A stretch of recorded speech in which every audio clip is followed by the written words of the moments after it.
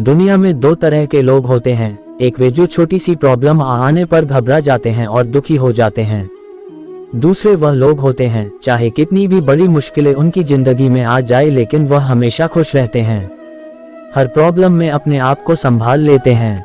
एक वे जो जिनके पास सब कुछ होते हुए भी लेकिन फिर भी वह हमेशा दुखी दिखते हैं, आपको हमेशा वे दुखी ही मिलेंगे। और दूसरे वे जिनके पास कुछ हो या ना हो लेकिन वह आपको हमेशा खुश दिखते हुए मिलते हैं, मुस्कुराते हुए मिलते हैं।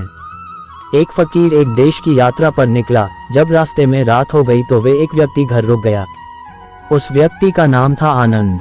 आनंद ने उस फकीर की खूब सेवा की और दूसरे दिन आनंद ने फकीर को उपहार देकर विदा किया। वह फकीर आनंद की सेवा से बहुत खुश हो गया और दुआएं देने लगा कि हे भगवान, आनंद को हमेशा खुश रखना और वह हमेशा दिन प्रतिदिन आगे बढ़ता ही रहे। इस बात पर आनंद हंसने लगा और फकीर से आनंद बोला, हे फकीर, जो है वह भी अब नहीं रहने वाला। इस बात पर फकीर आनंद की तरफ देखता ही रहा और वहां से आगे चला गया। कुछ साल बाद फिर फकीर आनंद के घर आया और देखा सारा धन और सारी संपत्ति सब कुछ चला गया है। आनंद एक गांव के ही बड़े जमींदार के यहाँ नौकरी कर रहा है। वह फकीर आनंद से मिलने के लिए वहां चला गया। आनंद ने उस अभाव में ही उस फकीर का स्वागत किया और झोपड़ी में ही फटी चटाई पर ही बैठाया। उसके पास खाने के लिए जो रुखी सूख रोटी थी वह खाने के लिए फकीर को दे दिया। जब फकीर वहां से जाने लगा तो उसके आंख में आंसू था और फकीर कहने लगा, हे भगवान, तुमने ये क्या किया? तो आनंद फिर हंसा और कहने लगा, अरे फकीर, तू क्यों दुखी हो रहा है?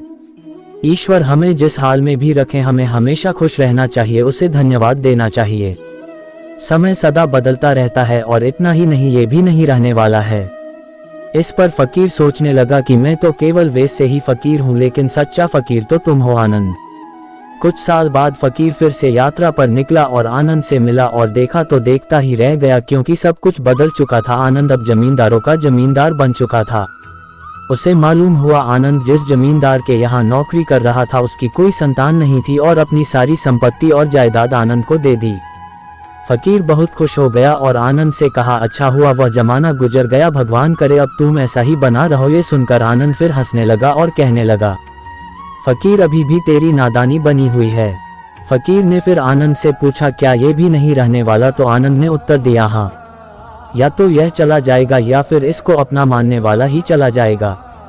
यहाँ पर कुछ भी रहने वाला है ही नहीं। अगर कोई चीज शाश्वत है तो वह है हमारी आत्मा, वह है हमारी मन की शांति, वह है हमारे मन का सुकून, और बाकी जो कुछ भी है वह हमेशा रह ही नहीं सकता।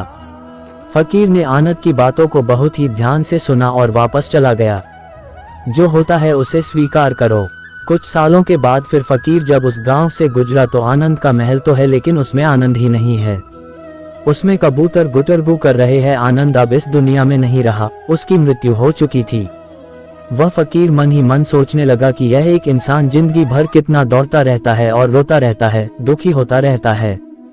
जिन चीजों के लिए इंसान तड़पता रहता है, दुखी होता रहता है, वास्तव में वह चीज जो हमेशा रहने वाली है ही नहीं, वे सारी चीजें बदलने वाली है। ये कहानी यह शिक्षा देती है कि हमारे जिंदगी में जब भी कोई मुश्किल, तकलीफ या दुख आए तो हमें ये सोचना चाहिए कि जिंदगी में इससे पहले मुश्किलें या उलझने आई तो क्या वे हमेशा रुकी रही? जैसे सारी मुश्किलें आकर चली गई वैसे ही यह भी मुश्किल चली जाएगी। ये भी हमेशा रहने वाली नहीं है। तो आप हमेशा याद रखिए कि जिंदगी में कितना भी बड़ा दुख क्यों ना हो, वह हमेशा रहने वाली नहीं है। ये दुख भी चले जाएंगे।